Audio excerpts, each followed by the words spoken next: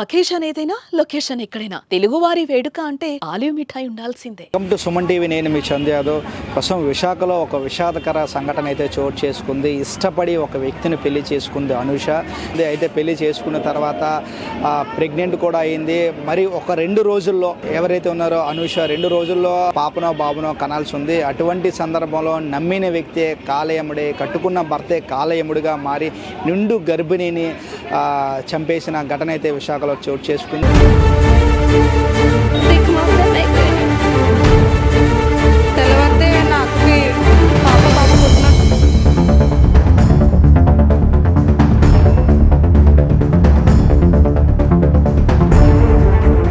So అమ్మాయి తల్లిని అడిగి తెలుసుకుందాం, అసలు ఏ విధంగా జరిగింది ఈ సంఘటన అడిగి తెలుసుకునే ప్రయత్నం చేద్దాం.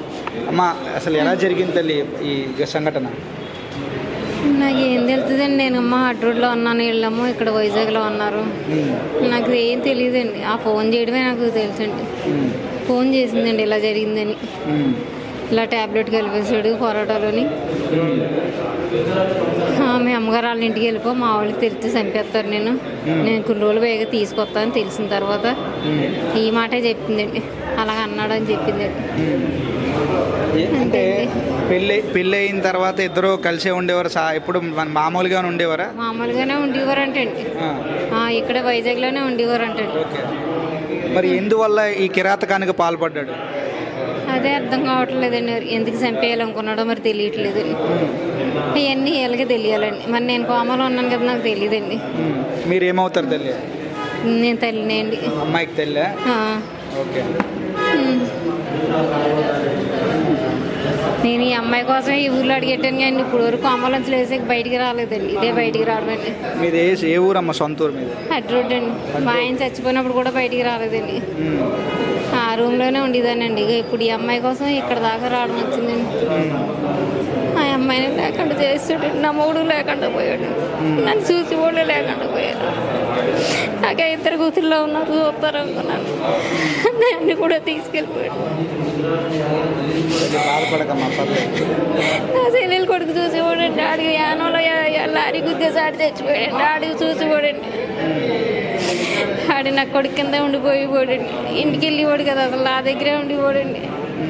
నా దగ్గరే ఉండిపోయి నేను పెంచుకుంటానని నీకు అక్కకి రాస్తాను, ఇల్లు నీకు ఇద్దరికి రాస్తానని. నా పిల్లాడు చచ్చిపోయిన దాకా మటుకి ఎవరికి రాయలేదండి. పిల్లాడి మీద నమ్మకం పెట్టుకుని మా పిల్లలకి ఇద్దరికి రాయలేదండి. అసలు పెట్టుకున్నానండి. ఆడి వదిలేసి వెళ్ళిపోయాడండి. ఈ పిల్ల వదిలేసి వెళ్ళిపోయిందండి. ఇప్పుడు ఇలా మిగిలేరండి. నా మొగుడు పోయాడండి, నా నాన్న పోయాడు, అందరూ పోయారు. నా కుటుంబంలో చాలా మంది పోయారండి. దిక్కుమాలదాన్ని అయిపోయానండి. అయితే ఈ ఘటనకు సంబంధించి ఎవరైతే చనిపోయారో వాళ్ళ సిస్టర్ కూడా మన దగ్గర ఉన్నారు. సో సిస్టర్ని అడిగి తెలుసుకునే ప్రయత్నం అయితే చేద్దాం. అమ్మ, అసలు ఇది ఎలా జరిగింది? ప్రేమించి ఇష్టపడి పెళ్లి చేసుకున్నాడండి. చేసుకున్న తర్వాత వాళ్ళిద్దరి మధ్యలో ఏం జరిగిందో తెలియదు. కొన్ని రోజులు అయితే బాగానే ఉన్నారు. తర్వాత నాకు క్యాన్సర్ ఉంది అని చెప్పి తన్ని నీ లైఫ్లో చూసుకో అని చెప్పేసి చెప్పడం జరిగింది. తర్వాత కొన్ని రోజులు తర్వాత గొడవలు అయ్యి జరిగినాయి. మళ్ళీ మామూలుగానే ఉండేవారు. తర్వాత మళ్ళీ ఏం జరిగింది, మళ్ళీ మా ఫ్యామిలీ అందరిలో తెలిసింది, నువ్వు సేఫ్గా నువ్వు నీ లైఫ్ను చూసుకుంటే బెటర్, నాతో ఉంటే నీ లైఫ్ ఇబ్బంది అవుతుంది అని చెప్పేసి చెప్పాడు. అప్పుడు కూడా పెళ్లి చేసుకున్నాను, నీతో నేను లైఫ్ లాంగ్ ఉంటాను తప్పించి నేను వదిలిపెట్టడానికి పెళ్లి చేసుకోలేదు. కష్టమైన నష్టమైన నీ హెల్త్ బాగున్నా బాగోపోయినా నేను పబ్లిక్గా నీ దగ్గరే నీతోనే ఉంటాను తప్పించి భయపడి నేను వదిలేసుకోండి, నేను వదులుకోవడానికి నేను పెళ్లి చేసుకోలేదు అని చెప్పేసి తను చెప్పిందండి. తర్వాత ప్రెగ్నెన్సీ వచ్చిన తర్వాత తనకి దగ్గరుండి చూసుకోవడం మరి బాగానే చూసుకున్నాడో లేదో మనం పక్కన లేము కాబట్టి మరి చూసుకున్నాడు. తర్వాత మన ఫొలటో తాగాలని ఉందంటే తీసుకుని వచ్చాడంటే అందులో ట్యాబ్లెట్ వచ్చింది. తను తాగుతూ ఉండగా ట్యాబ్లెట్ వచ్చింది ఏంటని చెప్పేసి అడిగితే ఎందులో ట్యాబ్లెట్ వచ్చింది, ఫొలటో తాగాలని ఉందంటే తీసుకొచ్చాడంట. దాంట్లో ట్యాబ్లెట్ వచ్చిందంట. ఆ ట్యాబ్లెట్ వచ్చింది ఏంటని చెప్పేసి అడిగితే ట్యాబ్లెట్ అదేంటి అందులో ట్యాబ్లెట్ రావడం ఏంటి, సరే ఇది పక్కన పెట్టు, మనం ఒకసారి వెళ్ళి కనుక్కుందాం, దీని గురించి కనుక్కుంటాను నేను, అందులో ట్యాబ్లెట్ రావడం ఏంటి అని చెప్పేసి అన్నాడంట. కానీ తను నాకు ఎలా చెప్పిందంటే పాజిటివ్గా చెప్పింది. అసలు ఈ ట్యాబ్లెట్ విషయం ఏదైనా తల వెంటికి రావచ్చు, లేదంటే పురుగు రావచ్చు, ఏదైనా రావచ్చు. కానీ ఆ విషయం కూడా నాకు సరే కానీ ఇలా చెప్తే తను పక్కన పెట్టు, దాని గురించి మాట్లాడదాం, దానికోసం అడుగుదాం గట్టిగాని అని చెప్పేసి చెప్తున్నాడు అని చెప్పేసి నాకు పాజిటివ్గా చెప్తుంది. ఆ విషయానికి వచ్చి ఎవరైనా కొంచెం సీరియస్గా తీసుకుంటారు, అందరూ టాబ్లెట్ రావడం ఏంటి, నువ్వు అసలు ఏదైనా రావాలి కానీ ఎప్పుడుగా ఏదైనా రావాలి కదా అని చెప్పి తన రివర్స్ అవ్వచ్చు. కానీ తను అంత ప్రేమ మునిగిపోయి ఉంది తనలో.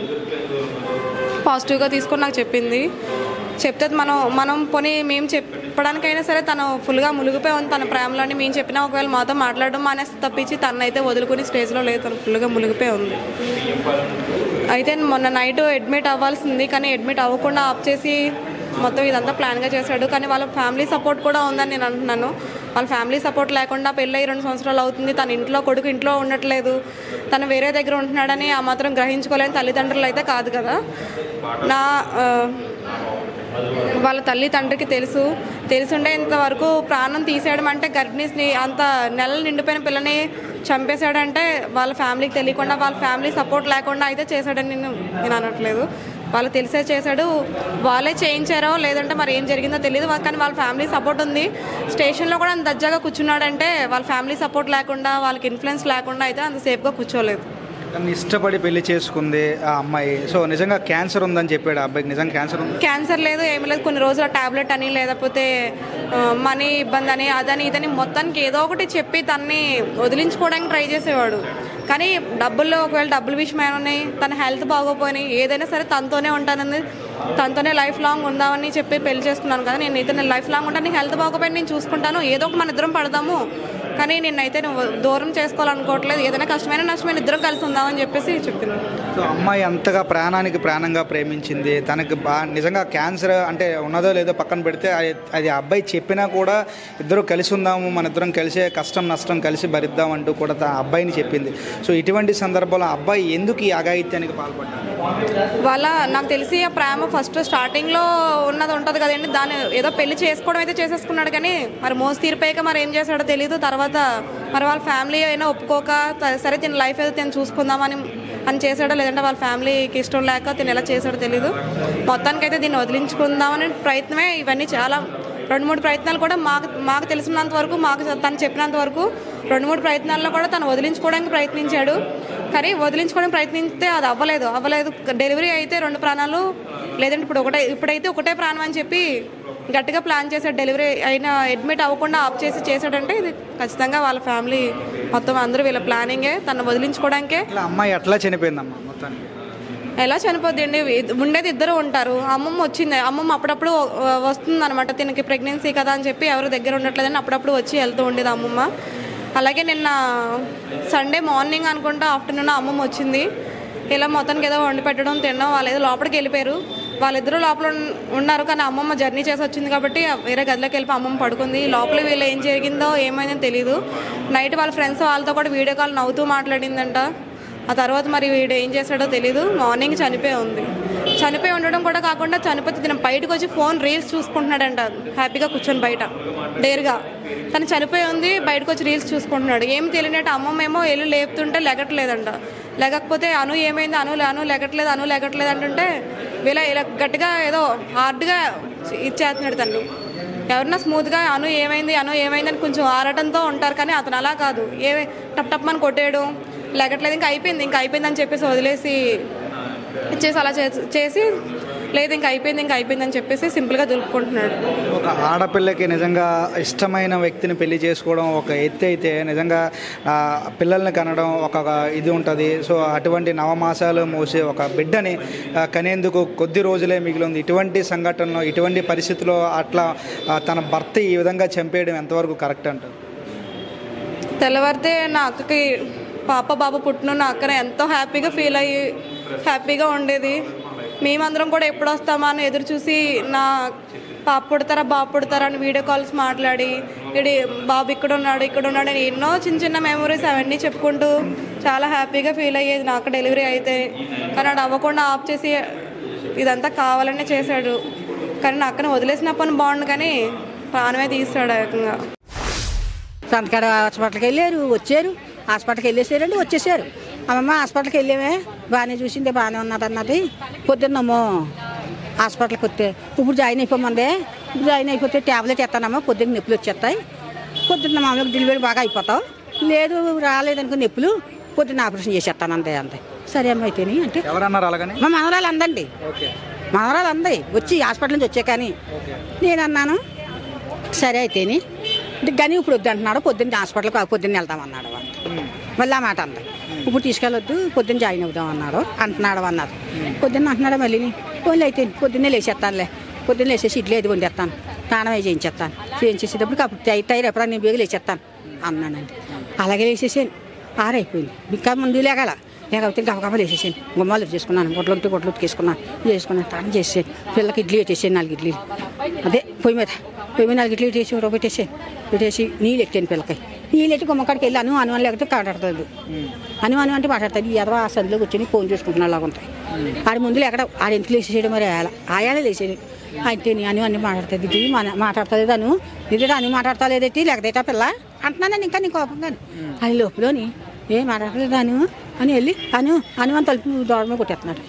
అదే ఎలా కొట్టేస్తాడు బాబా, ఎలా కొట్టుకు ఫోన్ చేయి అంబులెన్స్కి ఫోన్ చేయి. అంబులెన్స్కి ఫోన్ చెప్తే మేడం ఫోన్ చేసేయి, మేడం ఫోన్ చేసి చేస్తలేదు. మళ్ళీ అదైతే మేడం కానీ పెన్షన్ ఫోన్ చేసి అంటున్నాను. లేదమ్మా అయిపోయింది అంటున్నాడు.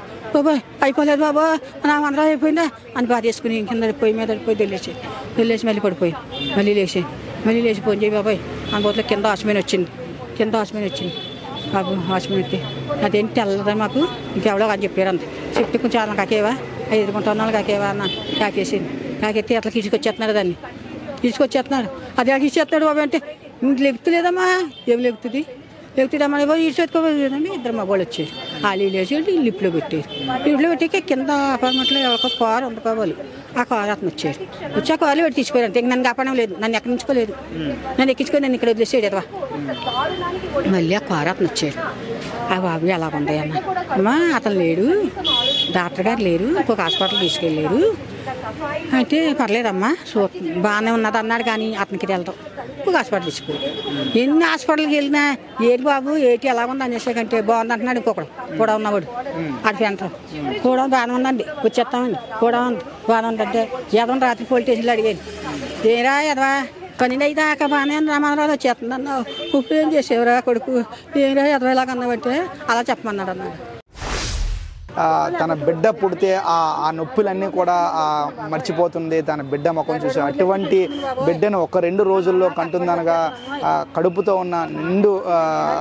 ఉన్న వ్యక్తిని తన భర్త నమ్మి పెళ్లి చేసుకున్నటువంటి భర్త అత్యంత పాశవికంగా తినే ఫుడ్లో ట్యాబ్లెట్ కలిపి చంపేయడం నిజంగా అత్యంత దుర్మార్గకర ఘటనగా చెప్పవచ్చు. ఇటువంటి ఘటనలు జరగకుండా అటు సమాజంతో పాటు ఆ పోలీస్ అధికారులు కూడా ఇటువంటి వ్యక్తిని కఠినంగా శిక్షించాలి. నిజంగా ఆయన చేసింది తప్పు అయితే 100% ఇటువంటి తప్పు మరి ఎవరు కూడా చేయకుండా శిక్ష విధిస్తే ఇటువంటి ఎవరైతే ఉన్నారో ఆడవాళ్ళు సురక్షితంగా బయట తిరుగుతారు. ఎందుకంటే నమ్మి పెళ్లి చేసుకుంది. ఈరోజు బంధువులు వాళ్ళ కుటుంబ సభ్యులు అందరూ కూడా ఒకటే కోరుతూ ఉన్నారు, 1-2 రోజుల్లో ఆ బిడ్డను ఎత్తుకుంటుంది ఆ తల్లి. అటువంటి తన ఆశని తన కోరికని కూడా ఈరోజు చంపేశాడు ఆయన, తనను కూడా చంపేశాడు. సో ఎవరైతే ఉన్నారో తన భర్త ఎప్పుడూ కూడా తను వదిలించుకోవడానికే ప్రయత్నించాడు.